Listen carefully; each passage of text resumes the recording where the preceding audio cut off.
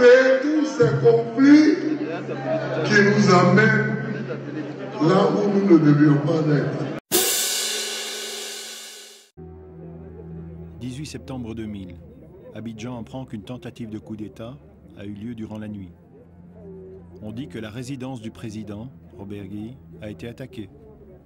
En réalité, tout porte à croire qu'il s'agit d'un coup monté visant à justifier l'épuration ethnique des forces de l'ordre.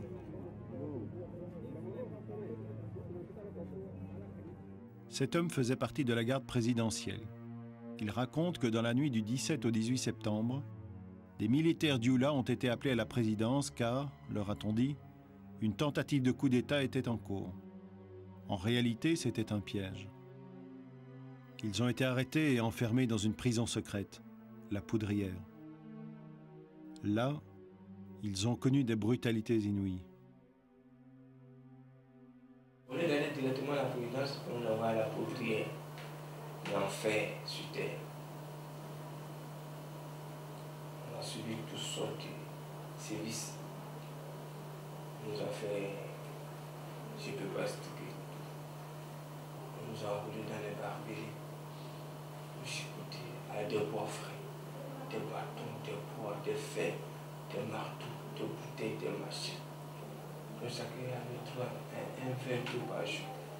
Si tu as bu ton verre d'eau aujourd'hui, il faut attendre demain pour avoir un verre d'eau. Il n'y a pas de WC, il n'y a pas de noir. On faisait tout sur nous-mêmes là-bas. Tout. Quand tu rentres, c'est comme si tu étais mort. C'est-à-dire, on n'était plus compté. Si tu rentres là-bas, tu es enfermé, c'est fini. Si tu sors vivant, c'est ta chance. Si tu vis, c'est ta chance. Tous ceux qui étaient dans la prison, tous, la Poudrière, c'était plus là. Ce militaire doit la vie sauve au renversement de Robert Guy, qui était chassé du pouvoir fin octobre, après avoir tenté de trafiquer les résultats de l'élection présidentielle. Mais la terreur contre les Dioula ne va pas s'arrêter, bien au contraire. Le 26 octobre 2000, Laurent Gbagbo s'installe au pouvoir dans un climat très tendu de mise en cause de son élection, notamment par les militants du RDR d'Alassane Ouattara.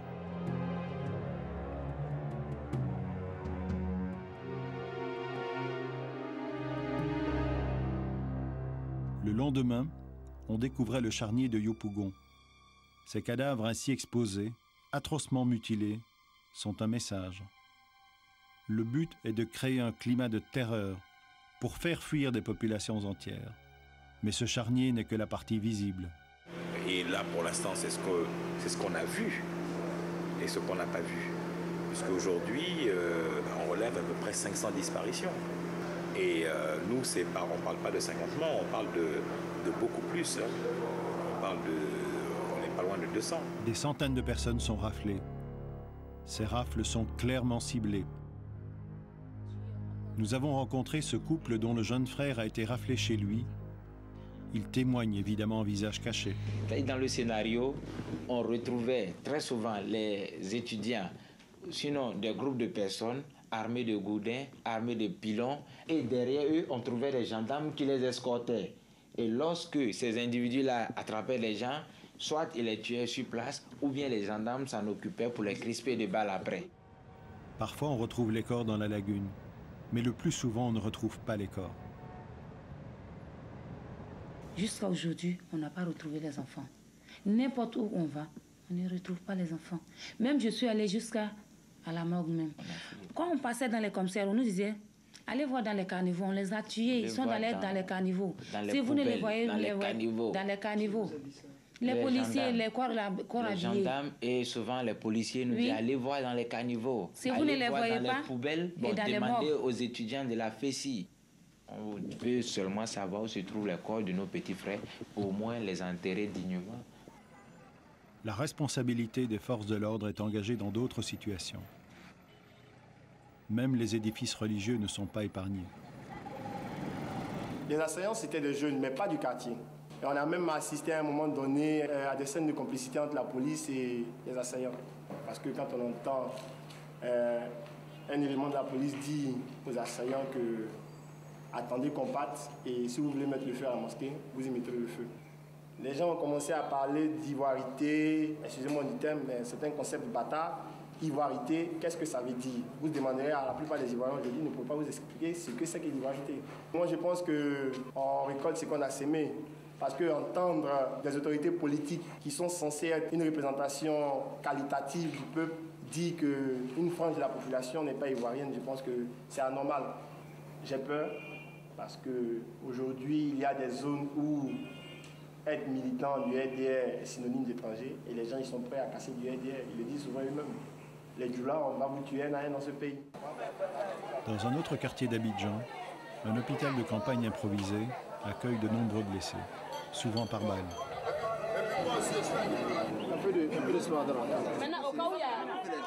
Ils ont fait des barrages, ils font des contrôles des pièces d'identité.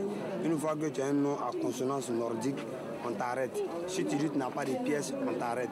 Tu t'appelles Koulibaly, Koné, Traoré, tout ce qui vient même du Nord.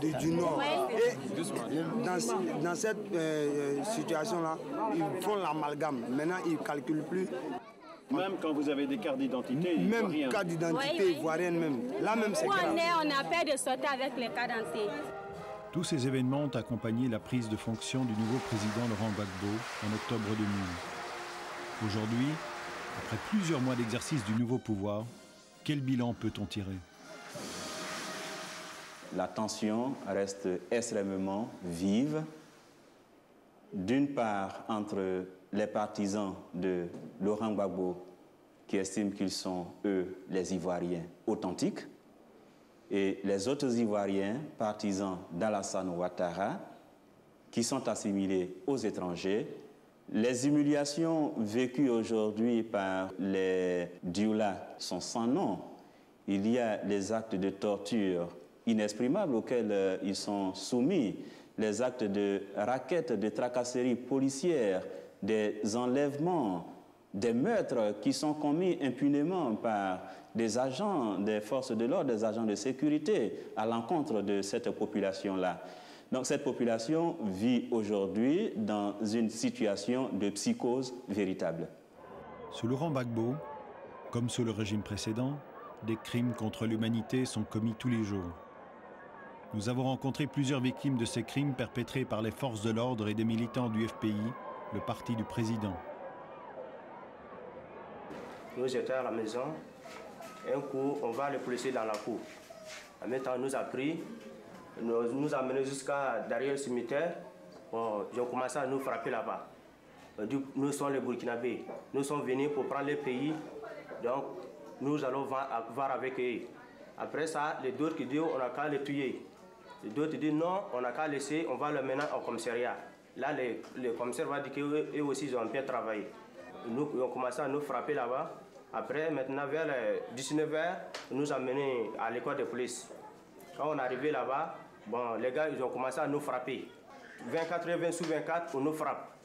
C'était comme ça. Après ça, la nuit, on prend le couvert de marmite, on met dans le feu. Quand c'est chaud, on nous brûle avec. C'était comme ça. Pendant combien de jours on vous a fait tout ça? Pendant 9 jours. Pendant 9 jours. Parce que tous les jours, on nous frappe. Il n'y a pas le temps. Tous les jours, et nous frappe seulement ce temps. C'était comme ça. Et selon vous, pourquoi on vous a fait tout ça? Parce que nous sommes les Burkinabés. C'est ça qui fait qu'on nous frappe. Voilà, c'était comme ça. Nous sommes les Burkinabés, on nous frappe. Ouais, c'est comme ça. Quand la police m'a pris,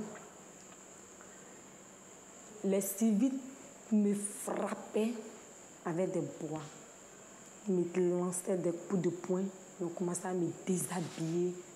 Le policier même qui m'a sauvé la vie, lui-même, il a reçu des coups à cause de moi.